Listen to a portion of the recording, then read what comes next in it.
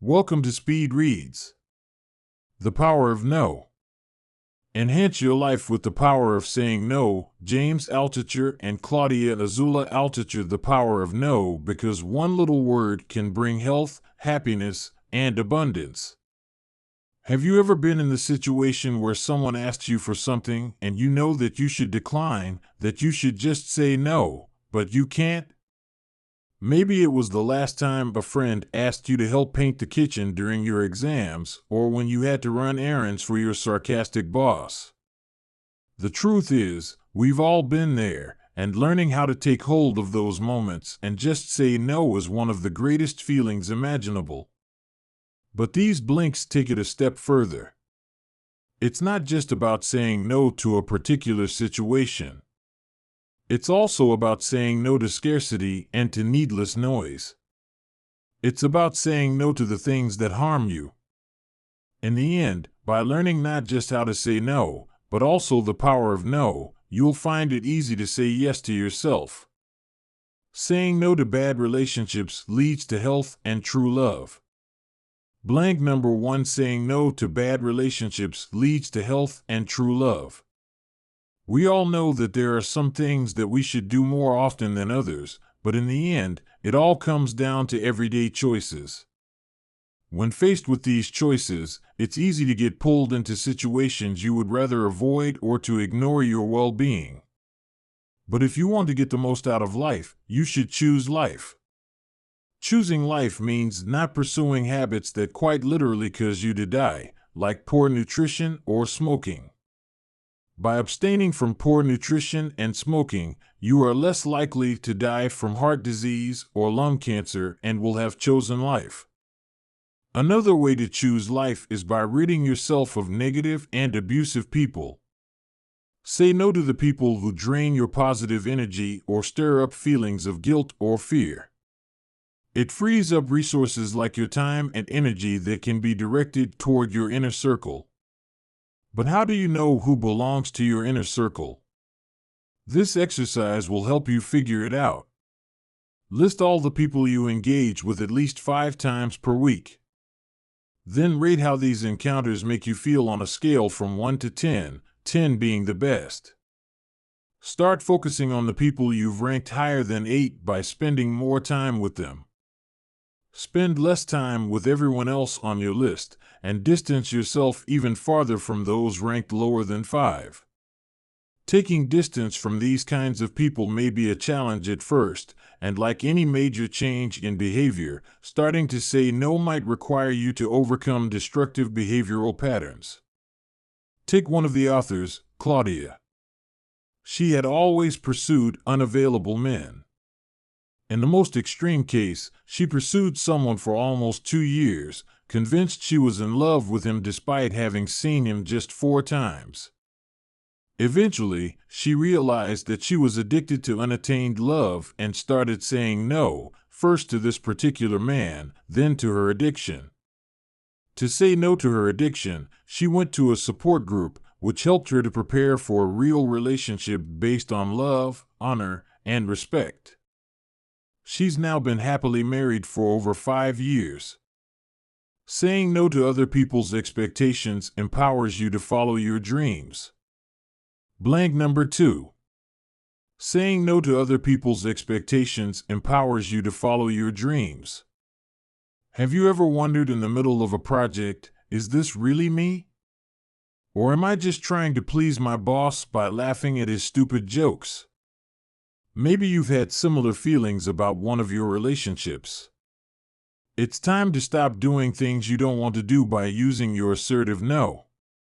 If you ignore what you really want and keep doing things you don't want to do, you may begin disliking the person you are trying to please or disliking whatever it is you are doing for them. Not only does the assertive no help you avoid the unpleasantness of doing tasks you don't care for, you can also prevent other people from feeling bad for making you do things you don't want to do. Think about the last time someone was helping you out when you knew they didn't really want to. Maybe they were helping you paint your house or babysitting your children. Did you really appreciate their help? Or did you just feel guilty for being a burden? You don't have to conform to other people's expectations. You are unique. Choose your personal storyline, one that fits your unique wants and needs. So if you don't want to go to university, don't. Follow your passions instead and forge your own path. One way to figure out what that path should be is to go to a bookshop and discover which books you're interested in. If you find yourself continually drawn to coffee table design books, maybe you should look into something like industrial design or architecture.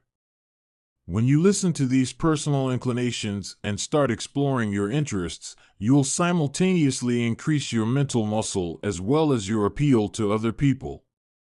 Remember the last time someone spoke about something with an infectious passion? Enthusiasm is attractive.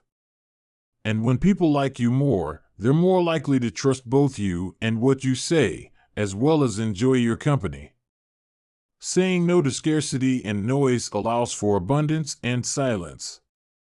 Blank number 3. Saying no to scarcity and noise allows for abundance and silence. More food, more money, more gossip. Nowadays, it seems like everyone wants more of everything. For most of human history, that desire was fueled by a real scarcity of resources. Today, most resources aren't scarce. Yet we still suffer from our historical scarcity complex. Saying no to scarcity means shifting your attention away from what's missing and towards the abundance around you. One way to focus on abundance is to count the blessings in your life, or even something as mundane as the cars in a traffic jam. The important thing is simply to perceive and recognize the palpable lack of scarcity in our lives. But why should you focus on abundance over scarcity? By focusing on abundance, you also enrich your life. This goes beyond the optimism of seeing the glass as half full. Rather, you realize that there is plenty of water, that you won't die of thirst, and that you should be thankful for the water. You should also say no to noise, as in everything that impedes you from being at peace with yourself and the universe. The idea is to replace noise with silence. Try to be aware of the noise in and around you, like negative thoughts that fill you with fear or regret, or troubling news reports. News of a plane crash, for instance, can make you anxious about your flight the next day. To be more at ease, just switch the TV off and don't watch that 2-hour documentary about the dangers of flying. In addition to allowing for a more peaceful state of mind, silence also allows you to listen with an open heart. One way to practice this is to try giving your full attention to everyone around you for 24 hours, even the cashier in the supermarket or the waiter at dinner. Be with them in silence and make them feel like they have your attention.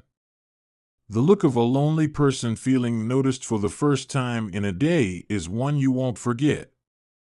Learning to say no allows you to say yes. Blink number 4. Learning to say no allows you to say yes. In the previous blinks, we saw how something as simple as saying no to the right things could drastically improve your life. In a way, you could say the word no has its own power. As we've seen, this power of no is derived from 3 elements. Discernment, the ability to perceive the abundance in your life. Compassion, the basis for listening with an open heart. And health, abstaining from the things that harm you. But implementing these 3 elements can be difficult. Thankfully, expressing gratitude can help sustain your commitment to the power of no. Start by listing all your problems, your cheating partner, your neighbor's loud parties, or your stagnant job search.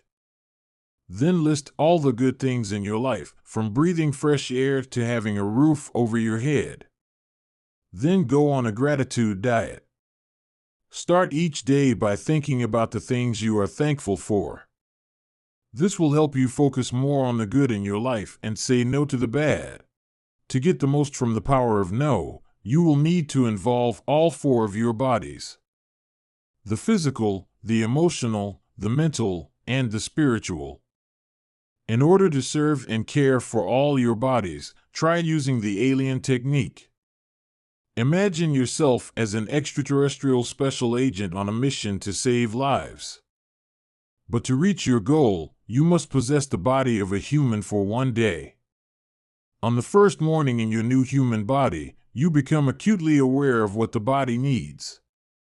A little bit of physical or mental exercise, a green smoothie, or perhaps a resolution to a problem that's causing undue stress. With this knowledge, your mission becomes clear. Go for a run. Read a book. Get the smoothie and meditate for a while, or solve the problem. In the end, using the power of no, you'll be better equipped to say yes to yourself. You will shine, be loved, and be proud of your contributions to the world. Final summary. You just heard The Blinks to the Power of No by James Altucher and Claudia Azula Altucher. The book's key point is that we make countless decisions each day that have drastic effects on our lives. We must learn to say no to the things that damage us so that we can say yes to health, abundance, and happiness. Here's one piece of actionable advice from the book that you can use in your own life. It's not always easy to say no. There are many reasons why saying no to a person or situation might be difficult. If you find yourself in that position, give yourself some time to gather more information or sleep on it. Just make sure that you follow through with saying no if it's the right thing to do in the end.